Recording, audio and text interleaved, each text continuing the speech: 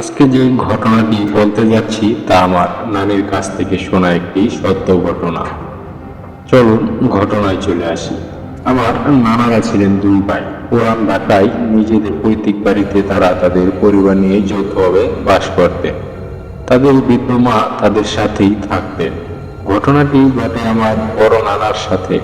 নানারা যে বাড়িতে থাকতেন তার পূর্ব দিক বরাবর তাদের বাড়ির একটি টয়লেট ছিল, আর এর পাশেই ছিল পুরনো একটি বড় বেল গাছ।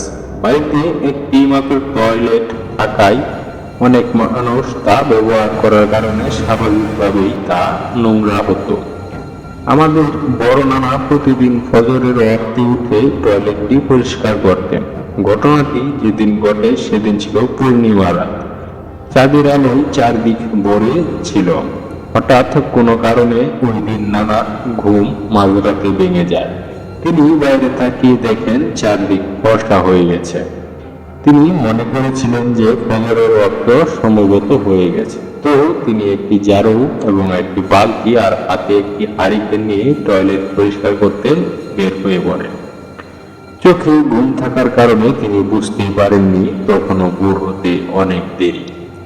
তো নানা আস্তে আস্তে টয়লেটের কাছাকাছি গিয়ে দেখেন যে তার মা টয়লেটের সামনে বসে আছে আর ঘুমোচ্ছে। নানা বলেন, মা তুমি এত রাতে এখানে কি করছো? তার মা উত্তরে বলেন, আমি টয়লেটে এসেছিলাম, ফেরার পথে এখানে পড়ে গেছি। হারিকেনটা একটু দূরে রেখে আমার কাছে এসে আমাকে একটু ধরে টেনে তোলো।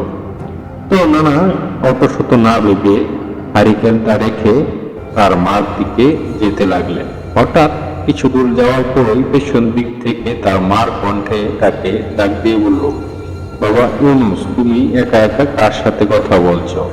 এত রাতে টয়লেট পরিষ্কার করতে যাচ্ছ কেন? এখন কেবল মাত্র রাত 2টা বাজে, সকাল হতে অনেক দেরি। এই কথা শুনেও তিনি পিছন দিকে ঘুরে দেখেন তার মা তার হারিকেনটা হাতে নিয়ে দাঁড়িয়ে আছে। আর তাৎক্ষণিক টয়লেটটার দিকে তাকিয়ে দেখেন সেখানে আর কেউ নেই। এটা দেখার সাথে সাথেই নানা ওখানেই মাথা ঘুরে পড়ে যান। তারপর তাকে দৌড়াদৌড়ি করে সবাই ঘরে নিয়ে আসার পর থেকেই তার জ্ঞান ফেরার কিছুক্ষণ পরই আমরা অনুভব করতে পারি তার গায়ে অনেক জ্বর।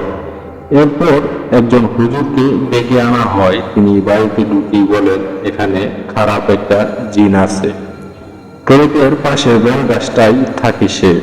সেদিন রাতে নানার মা যদি নানাকে না থামাতেন তাহলে জিনটার কাছে গেলেই নানা মারাত্মকভাবে তার ক্ষতি করত। এরপর তিনি ওই হুজুর আমাদের বাড়িটা একটা তাবিজ দিয়ে বন্ধ করে দেন এবং বেলগাছটি কেটে ফেলতে বলেন। বেলগাছটি হুজুরের কথা অনুযায়ী কেটে ফেলা হয়, কিন্তু অলৌকিকভাবে এরপর থেকে আমাদের বাড়িতে আর কোনো সমস্যা হয়নি।